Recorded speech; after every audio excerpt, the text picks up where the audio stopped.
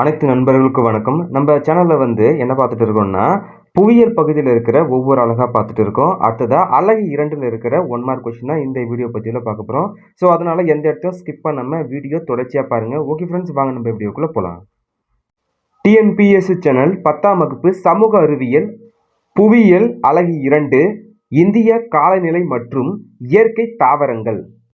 இந்த டாபிக்ல இருக்க சரியான விடையை தேர்வு செய்க. ஸோ ஃபர்ஸ்ட் கொஸ்டின், மேற்கத்திய இடையூறுகளால் மழைப்பொழிவு பெறும் பகுதி டேஸ்.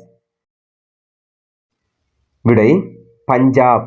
மேற்கத்திய இடையூறுகளால் மழைப்பொழிவை பெறும் பகுதி பஞ்சாப்.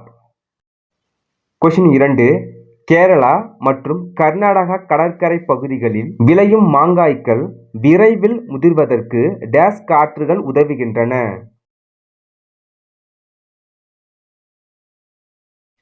விடை மாஞ்சாரல். கேரளா மற்றும் கர்நாடக கடற்கரை பகுதிகளில் விளையும் மாங்காய்கள் விரைவில் முதிர்வதற்கு மாஞ்சாரல் காற்றுகள் உதவுகின்றன. கொஸ்டின் 3, ஒரே அளவு மழை பெறும் இடங்களை இணைக்கும் கோடு டேஸ் ஆகும். விடை சமவெப்ப கோடுகள். ஒரே அளவு மழை பெறும் இடங்களை இணைக்கும் கோடு சமவெப்ப கோடுகள் ஆகும். கொஸ்டின் 4, இந்தியாவின் காலநிலை டேஸாக பெயரிடப்பட்டுள்ளது. விடை அயனமண்டல பருவக்காற்று காலநிலை. இந்தியாவின் காலநிலை அயனமண்டல பருவக்காற்று காலநிலையாக பெயரிடப்பட்டுள்ளது. அடுத்ததா கொஸ்டின் 5, பருவக்காற்று காடுகள் இவ்வாறு அழைக்கப்படுகின்றன. விடை இலையுதிர் காடுகள். பருவக்காற்று காடுகள் இலையுதிர் காடுகள் என அழைக்கப்படுகின்றன. அடுத்ததா கொஸ்டின் 6, சேஷாலம் உயிர்கோள பெட்டகம் அமைந்துள்ள மாநிலம். விடை ஆந்திர பிரதேசம். அடுத்ததா கொஸ்டின் 7, யுனெஸ்கோவின் உயிர்கோள பாதுகாப்பு பெட்டகத்தின் ஒரு அங்கமாக இல்லாதது. விடை ஆப்ஷன் இ தான் சரியான விடை, கட்ச். அடுத்ததா பாடப்பகுதியில் இருக்க பொறுத்துக. ஃபர்ஸ்ட் ஒன், சுந்தரவனம் அதற்கு மேற்கு வங்காளம்.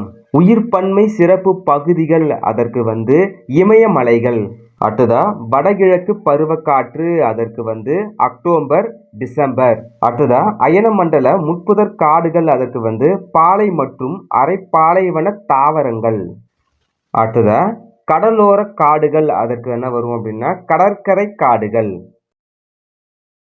பார்க்கறது கொஞ்சம் பெருசாகிற மாதிரி தான் இருக்கும். ஸோ சீக்கிரமாக முடிச்சிடலாம். ஸோ சிம்பிள் தான் இது. இந்த கொஷினே சிம்பிளாக தான் இருக்கும். கீழ்காணும் வாக்கியங்களை கருத்தில் கொண்டு கொடுக்கப்பட்டுள்ளவற்றில் சரியான விடையை தேர்வு செய்யவும். கூற்று, இமயமலையானது ஒரு காலநிலை அரணாக செயல்படுகிறது. காரணம், இமயமலை மத்திய ஆசியாவில் இருந்து குளிர்காற்றை தடுத்து இந்திய துணைக்கண்டத்தை மிதவெப்பமாக வைத்திருக்கிறது. இதற்கு விடை ஆப்ஷன் ஆ தான் சரியான விடை. கூற்று மற்றும் காரணம் இரண்டும் சரி. கூற்றுக்கான காரணமும் சரி. அடுத்ததா பாருங்க, பொருந்தாத விடையை தேர்வு செய்க. ஓதங்காடுகள் இதனை சுற்றி காணப்படுகிறது. ஸோ பொருந்தாதது பாலைவனம். கொஸ்டின் 2, இந்தியாவின் காலநிலையை பாதிக்கும் காரணிகள். பொருந்தாதது மண். அடுத்ததான் பாடப்பகுதியில் இருக்க கூடுதல் வினாக்கள். ஸோ சீக்கிரமாக பார்த்துலாம். 27 கொஸ்டின் இருக்கு. கடகடன்னு பார்த்துடலாம். ஸோ ஃபர்ஸ்ட் கொஸ்டின் பாருங்க, கடகரேகை இந்திய நாட்டை இரு சம பக்கங்களாக பிரிக்கிறது. கடகரேகை இந்திய நாட்டை இரு சம பக்கங்களாக பிரிக்கிறது. ஸோ இந்த கொஸ்டினை நல்லா ஞாபகம் வச்சுக்கோங்க. கொஸ்டின் 2, வளிமண்டலத்தில் ஒவ்வொரு 1000 மீட்டர் உயரத்திற்கும் 6.50 வெப்பநிலை குறையும். அடுத்ததா கொஸ்டின் 3, இமயமலைகள் மத்திய ஆசியாவில் இருந்து வீசும் கடும் குளிர்காற்றை தடுக்கிறது. அடுத்ததா கொஸ்டின் 4, அரபு வார்த்தையான மௌசிம் என்பதன் பொருள் பருவ காலம். கொஸ்டின் 5, மான்சூன் என்ற சொல் மௌசிம் என்ற அரபு சொல்லிலிருந்து பெறப்பட்டது. அடுத்ததா கொஸ்டின் 6, வளிமண்டலத்தின் உயர் அடுக்குகளில் குறுகிய பகுதிகளில் வேகமாக நகரும் காற்றுகள் ஜெட் காற்றுகள் என்கிறோம். கொஷின் 7. கோடை காலத்தில் சூரியனின் கதிர்கள் செங்குத்தாக கடகரேகை மீது விழுகிறது. அடுத்ததா கொஷின் 8. குளிர்காலத்தில் சூரியனின் கதிர்கள் செங்குத்தாக மகர ரேகை மீது விழுகிறது. அடுத்ததா கொஷின் 9. கோடை காலத்தில் சூரியனின் கதிர்கள் செங்குத்தாக தீபகற்ப இந்தியாவின் மீது விழுகிறது. அடுத்ததா கொஷின் 10. மாஞ்சாரல் கேரளா மற்றும் கர்நாடக கடற்கரை பகுதிகளில் விளையும் மாங்காய்கள் விரைவில் முதிர்வதற்கு உதவுகிறது. கொஷின் 11. தென்னிந்தியாவில் தென்மேற்கு பருவக்காற்றின் இடி மற்றும் மின்னலுடன் கூடிய துவக்கம் பருவமழை வெடிப்பு. கொஷின் 12. உலகிலேயே அதிக மழை பெறும் பகுதி மௌசின்ராம். கொஷின் 13. மௌசின்ராம் அமைந்துள்ள இடம் மேகாலயா மாநிலம். கொஷின் 14. இந்தியாவின் சராசரி மழை அளவு 118 சென்டிமீட்டர். கொஷின் 15. போக்குவரத்து வசதியின்மை காரணமாக அயனமண்டல பசுமை மர காடுகள் வியாபார ரீதியாக பெருமளவில் பாதிக்கப்படுவதில்லை. கொஷின் 16.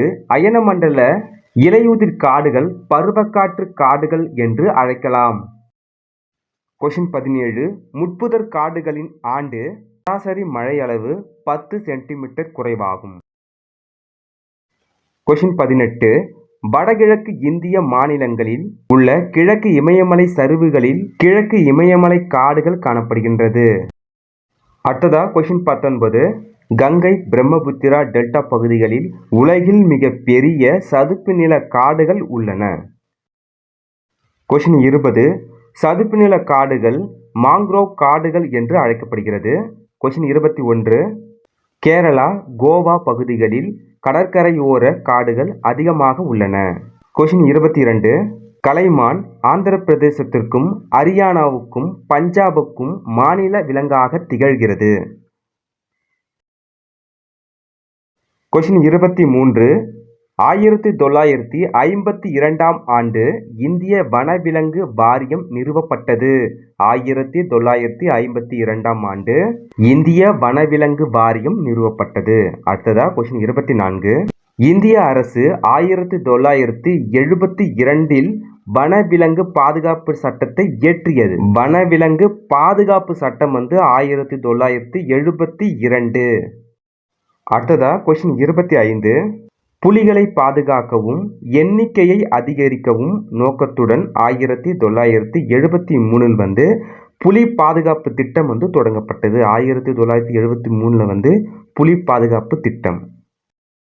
அடுத்ததா கொஷின் 26. இந்தியாவில் வனவிலங்கு ஆராய்ச்சி நிறுவனம் அமைந்துள்ள இடம் டெராடூன். கொஷின் 27. இந்தியாவில் 18 உயிர்க்கோள காப்பகங்கள் உள்ளன. அடுத்ததா ஒரு 3 பொறுத்துக இருக்கு. ஃபர்ஸ்ட் பொறுத்துக மன்னார் வளைகுடா அதற்கு உயிர்க்கோளம். புலி பாதுகாப்பு திட்டம் அதற்கு என்ன வரும்? புலிகள் பாதுகாப்பகம். முட்புதர் காடுகள் அதற்கு வறண்ட இடம். மௌசின்ராம் அதற்கு என்ன வரும் அப்படின்னா அதிகமான மழை பெறும் பகுதி. அட்டகாமா பாலைவனம் அதற்கு என்ன வரும் அப்படின்னா குறைவான மழை பெறும் பகுதி. அடுத்ததா இரண்டாவது பொறுத்துக சமமான காலநிலை அதற்கு என்ன வரும் அப்படின்னா பிரிட்டிய காலநிலை. கடகரேகை அதற்கு என்ன வரும் அப்படின்னா இந்தியாவை இரு சமபக்கங்களாக பிரித்தல். காற்று மோதா பக்கம் அதற்கு என்ன வரும் அப்படின்னா மழை மறைவு பிரதேசம். மௌசிம் அதற்கு காலங்கள். நார்வெஸ்டர்ஸ் அதற்கு என்ன வரும் அப்படின்னா கால் பைசாகி. அடுத்ததா கடைசியா இருக்க மூணாவது பொறுத்துக மாஞ்சாரல் அதற்கு கேரளா. அடுத்ததா காற்று மோதா பக்கம் அதற்கு என்ன வரும் அப்படின்னா இரண்டாவதுக்கு கர்நாடகம். இயல்பு வெப்ப வீழ்ச்சி அதற்கு என்ன வரும் அப்படின்னா ஒவ்வொரு 1000 மீட்டருக்கும் 6.5 டிகிரி செல்சியஸ் குறையும். நான்காவது பாருங்க கலைமான் அதற்கு என்ன வரும் அப்படின்னா அதாவது பஞ்சாப். கலைமான் அதற்கு பஞ்சாப். நீலகிரி வரையாடு அது தமிழ்நாடு. தமிழ்நாட்டின் மாநில விலங்கு. 10ஆம் வகுப்பு சமூக அறிவியல் அலகு 2ல் இருக்கிற அந்த கூடுதல் வினாக்களும் பாடப்பகுதியில் இருக்கிற 1 மார்க் கொஸ்டினும் இதோட முடியுது. அடுத்த வீடியோ பதிவில் அலகு 3க்கான வீடியோ பதிவு அப்டேட் பண்ணுறேன். இந்த வீடியோ பதிவு கண்டிப்பாக உங்களுக்கு பயனுள்ளதாக இருக்கும்னு நினைக்கிறேன். இந்த வீடியோ பதிவில் உங்களுக்கு எதனா சந்தேகம் இருந்துச்சுன்னா இந்த வீடியோ கமெண்ட் பாக்ஸில் வந்து மறக்காமல் கமெண்ட் பண்ணுங்கள். அதற்குண்டான ரீப்ளை வந்து நான் கண்டிப்பாக அப்டேட் பண்ணுவேன். Okay friends, thank you so much for வாட்சிங். அடுத்த வீடியோ சந்திப்போம். நன்றி, வணக்கம்.